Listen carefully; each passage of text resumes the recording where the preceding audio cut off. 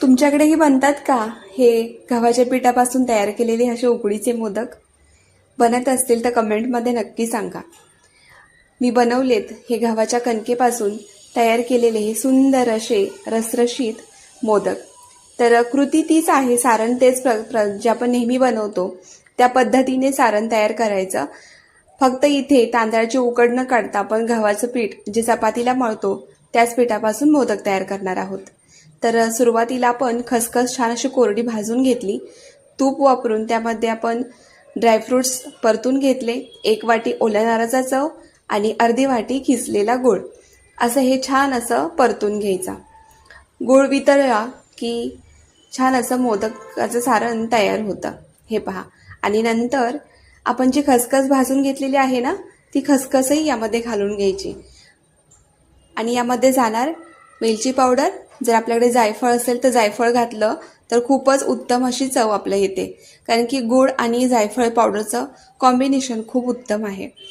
आता हे आपलं सारण तयार झालेलं आहे. सारण काढून घेते, थंड होण्यासाठी ठेवून देते. गार झालं ना सारण किंवा आपण मोदक तयार करायला घेऊया. तर मोदक तयार करण्यासाठी ना आपल्याला इथे आधी कणिक मळून घ्यावी लागेल. तर कणिक कशी मळायची आहे, तर गव्हाचं पीठ घ्यायचं आणि त्यामध्ये किंचितसं मीठ, थोडं तूप किंवा तेल, आणि इथे ना आपण रवासुद्धा वापरू शकतो. पण मी आज बारीक रवा नव्हता माझ्याकडे, तर मी रवा नाही वापरलेला. पण या पिठामध्ये जर रवा वापरला ना तर ही जी मोदकाची जी पारी आहे ना, खूप छान अशी चविष्ट लागते. घट्टसर असं पीठ मळून घेतलंय. आता ही सुरुवातीची मी पूर्वतयारी करून घेतलेली आहे. चाळणीमध्ये केळीचं पान ठेवलेलं आहे. केळीच्या पानावरती जेव्हा आपण मोदक उकडतो ना, ते मोदक खूप सुंदर लागतात. आता इथे एक एक छोटे छोटे गोळे तयार करून घेते आणि गोळ्यापासून छोट्या आकाराची ही पुरी लाटून घेते.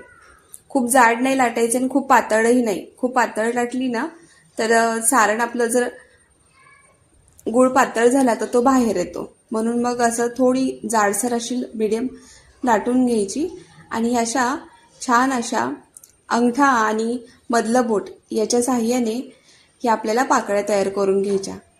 छान अशा कळ्या तयार करून घेतल्या की हे आपण ह्याच्यामध्ये सारण भरणार आहोत. चमचेच्या साहाय्याने ही अशी वाटी तयार करून घ्यायची आणि त्यामध्ये सारण भरून घ्यायचं.